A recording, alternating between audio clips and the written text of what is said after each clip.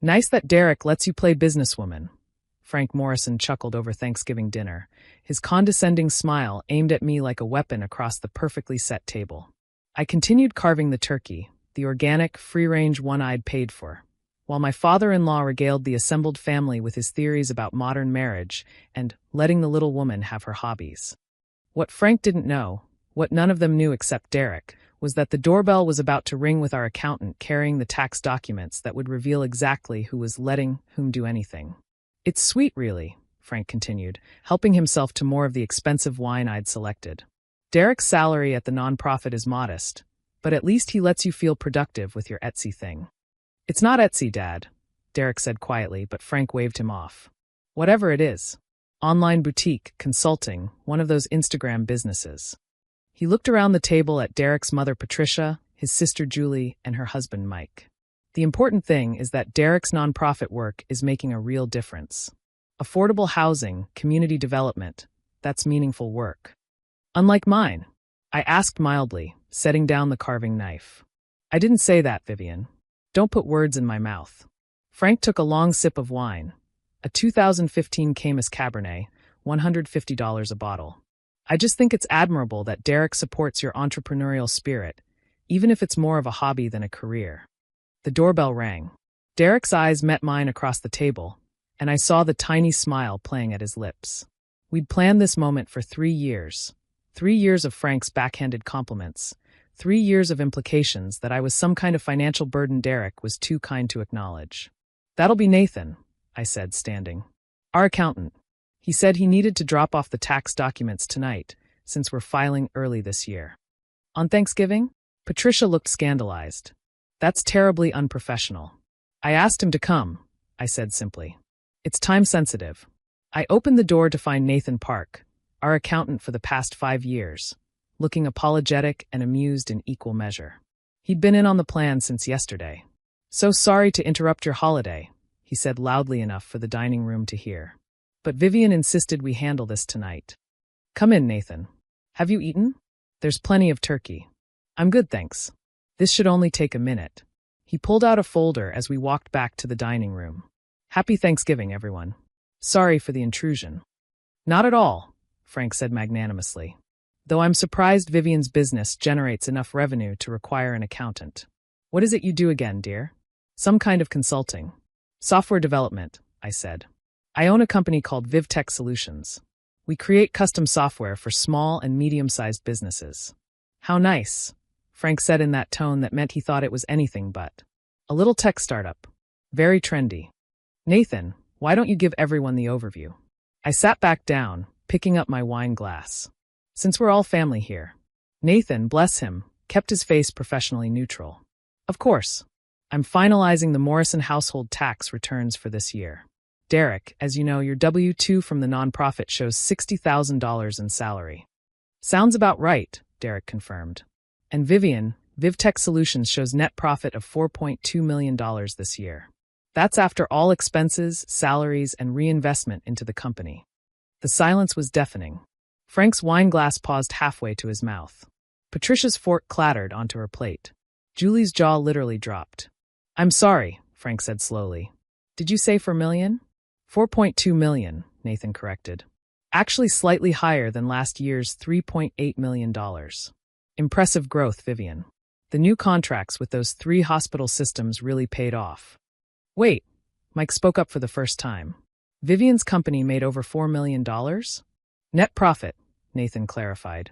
Gross revenue was considerably higher, but after expenses, employee salaries, office space, equipment, software licenses, net profit to Vivian as sole owner is $4.2 million. And Derek makes $60,000, Julie said faintly, looking at her brother. Teaching salary at the nonprofit, Derek confirmed cheerfully. Best job I've ever had. Working with at-risk youth, helping with the housing initiative. I love it. But that means... Patricia was doing math in her head, her face cycling through several shades of pale. Vivian is the primary breadwinner. By a significant margin, Nathan agreed. In fact, Vivian's income represents approximately 98.6% of the household's total earnings. This house, Frank said slowly, looking around the dining room of our Victorian in Cambridge. The one you said Derek bought. I bought it, I said. 3 years ago. Cash. $1.8 million. It needed significant renovation, which cost another $400,000, but I got it below market value because the sellers wanted a quick close. The Tesla in the driveway, Patricia whispered. The one with Derek's name on the registration. Was a gift from me for his birthday 2 years ago, I finished. He wanted a Prius for environmental reasons, but I convinced him the Tesla was more practical. Frank set down his wine glass very carefully, like he was afraid he might break it. You're telling me that Derek's nonprofit salary of $60,000 is essentially pocket money? Dad, Derek said, a warning in his voice. I'm just trying to understand, Frank said, but his voice had lost all its earlier condescension. How long has this been going on? I started VivTech 7 years ago, I said. We became profitable in year 2. By year 3, we were generating enough revenue that Derek was able to leave his corporate job and do the nonprofit work he actually cared about. So when you got married 5 years ago, Julie said slowly, you were already making about $800,000 a year. Yes. I took a bite of turkey. It's grown considerably since then. Why didn't you tell us? Patricia asked, and she actually sounded hurt. Because every time I tried to talk about my work, Frank changed the subject or made a joke about women in tech or little online businesses. I looked directly at my father-in-law. Last Christmas, I mentioned landing a major hospital contract. You said it was cute that I was keeping busy. Frank's face was now bright red. At Easter, I talked about hiring my 10th employee. You asked when I was going to settle down and think about grandchildren. I continued. At Derek's birthday dinner, I mentioned we'd secured venture capital for expansion. You told Derek he should keep an eye on the finances, so I didn't get in over my head. I was just trying to be helpful, Frank protested weakly. You were being patronizing, Derek said, his voice harder than I'd ever heard it. For 3 years, you've dismissed Vivian's work while praising mine, even though she's the reason I can afford to do the work I love. The reason we can afford this house, the cars, the vacations, all of it. I didn't know, Patricia said. You didn't ask, I replied, not unkindly. None of you did. You saw me as Derek's wife, the woman he was nice enough to let pursue her hobbies. It never occurred to you that I might be the primary earner. But you're so young, Frank said, grasping at straws. You're what, 32? 33. I started VivTech when I was 26, right out of MIT with my master's in computer science. MIT? Mike looked impressed. That's one of the top programs in the country. Top 3, I confirmed. I had offers from Google, Amazon, Apple. Turned them all down to start my own company. Nathan was packing up his papers, clearly enjoying the show.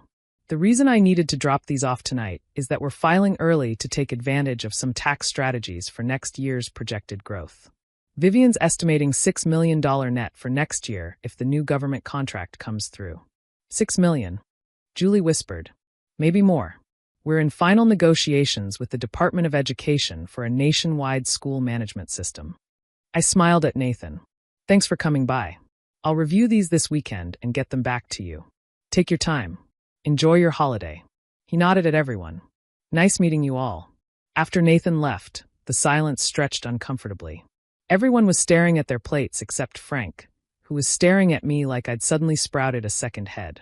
I don't understand why you kept this secret, he said finally. It wasn't a secret, Derek interjected. You just never listened. Every time Vivian tried to talk about her work, you shut her down or dismissed it. You were so convinced that I was the successful one, the one supporting our lifestyle, that you couldn't see reality. Derek's job is important, I added. What he does matters, helping kids, building affordable housing, community development. That's valuable work that doesn't happen to pay well. But it's work he loves and is good at. I make enough for both of us, so why shouldn't he do something meaningful? I just assumed. Frank trailed off. You assumed that because I'm a woman, because I work from home sometimes, because I don't wear suits to an office, that my work wasn't serious. I finished for him. Even though I have 15 employees now, even though we've won awards for our software, even though I've been profiled in TechCrunch and Boston Business Journal. You were in TechCrunch? Mike pulled out his phone. When? Last month. Boston's rising tech stars under 35. He found the article, his eyes widening as he read. Holy shit. Sorry, Mom. But Vivian, this says you're projected to hit $10 million revenue next year. And you've turned down multiple acquisition offers. I like running my own company, I said simply. Microsoft offered $15 million 2 years ago. I said no. Patricia made a choking sound. Why? Julie asked. $15 million? Because VivTech is worth more than that, and I knew it. I was right, current valuation is around $25 million and climbing. I finally cut myself a piece of turkey. Plus, I like being my own boss. Frank had gone very quiet. Derek reached over and squeezed my hand under the table. Look, I said, softening slightly. I'm not trying to humiliate anyone, but I'm tired of being patted on the head like my work is cute or trivial. I employ 15 people. I support my husband's career doing important community work. I pay our mortgage. I fund our retirement accounts. I invest in our future. And yes, I also cook Thanksgiving dinner and host Christmas and remember everyone's birthdays. I can do all of that because I'm good at time management and because Derek and I are actual partners who support each other. I help with dinner, Derek protested. I made the stuffing. You made excellent stuffing, I agreed, smiling at him. I owe you an apology, Frank said suddenly. A real one.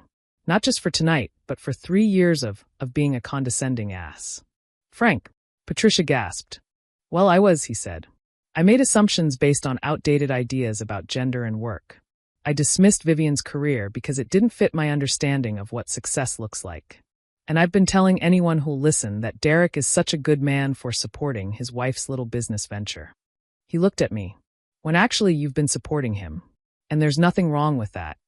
There's nothing wrong with either arrangement, I corrected. The problem is the assumption that the man must be the primary earner. Derek and I are partners. We both contribute. Mine is just more financial. And mine is more in cooking, Derek added. And cleaning. And did I mention I made really good stuffing? The tension broke, and Julie laughed. Okay, but seriously, I have so many questions. How did you start a tech company?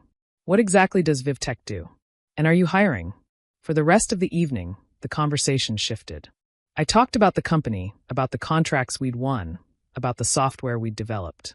Frank asked intelligent questions and actually listened to the answers. Patricia wanted to know about work-life balance. Mike asked about investment strategies. And Derek sat beside me, beaming with pride, occasionally interjecting with stories about my successes that he'd been bursting to share for years. As we were clearing the dishes, Frank pulled me aside. I really am sorry, he said quietly. I prided myself on being progressive, on supporting my son's choices. But I never really examined my own biases about you. That was wrong. I appreciate that, I said. And for what it's worth, Derek's work really is important. Money isn't the only measure of contribution. No, but I used it that way when I thought he was the one earning it, Frank said wryly. I'm going to work on that. Later, as Derek and I loaded the dishwasher, he wrapped his arms around me from behind. That was amazing, he said. Did you see Dad's face? I did. Was it too much? Are you kidding? It was perfect. 3 years of letting you play businesswoman. He kissed my neck. I'm sorry I didn't shut him down sooner. You tried. He just didn't want to hear it. I turned to face him. Besides, tonight was more effective than 3 years of arguments would have been. $4.2 million, he said, shaking his head in wonder. My wife is a multimillionaire. Our household is multimillionaire, I corrected. We're partners, remember? Best partnership I've ever had. He kissed me properly this time. Even if I only contribute 1.4% of the income. You contribute way more than that in other ways. Like that stuffing. That was genuinely excellent stuffing. I knew you'd appreciate it, he said, grinning. My phone buzzed, an email from Nathan. Tax documents ready for your review. Also, your father-in-law just requested a meeting to discuss investment strategies. Should I be worried? I laughed and showed Derek. Dad wants investment advice from you, he said. This night just keeps getting better. Think he learned his lesson? I think he's learning it. Some biases take time to unlearn. Derek started the dishwasher. But at least now he knows who's really letting whom do anything around here. Which is nobody, I said firmly. We're equals who made choices that work for us. Yeah, Derek agreed. But it's still pretty great that you make enough money for me to work with at-risk teens instead of corporate law. And it's pretty great that you support my career and pick up the slack at home when I'm working late. I pulled him close. That's what partnership looks like. Even when one partner makes $4.2 million and the other makes $60,000? Especially then. We finished cleaning up and joined the family in the living room, where Julie was already Googling VivTech and showing Patricia the articles she'd found. "Vivian, you have to tell me how you did this," Julie said. "I've been thinking about starting my own consulting business, but I'm terrified." So I told her. And for the first time in 3 years of family gatherings, people actually listened when I talked about my work. It only took $4.2 million and a surprise accountant visit to make it happen. But hey, better late than never.